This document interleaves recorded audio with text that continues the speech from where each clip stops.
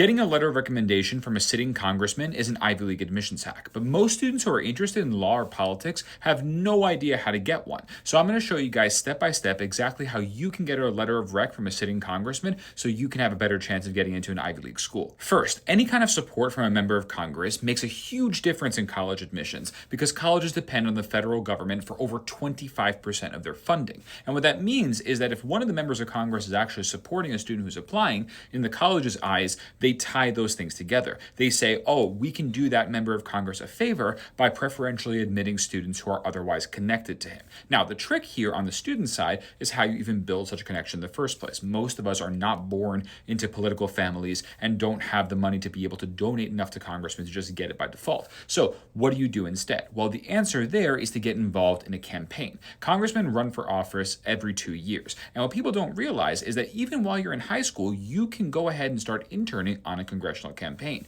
Now, often, especially for members of Congress, not really senators or higher offices, but for members of Congress for sure, you can almost always end up getting a lot of face time with the candidate and most importantly with the candidate's chief of staff. What you're going to want to do to actually get this started is reach out to the official congressional office and try to get the email of the chief of staff. Now, this is important because there are federal election laws that in fact prohibit most members in the official office from connecting you to the campaign office. And sometimes the campaigns don't really have the social media set up properly to receive volunteers. So what you're going to want to do is reach out to the chief of staff because they're one of two people who can actually bridge that gap and tell the chief of staff with a resume, hey, I would like to come work on the congressman's next campaign. Most of the time, the chief of staff will then forward that email to whoever's responsible for the campaign, and that's it, you're in. Now, it's an unpaid internship, but you can go do that. And first off, it looks great on your resume, just the internship alone. And then on top of that, you'll usually be able to leverage that into a letter of rec that will eventually come from the member of Congress. So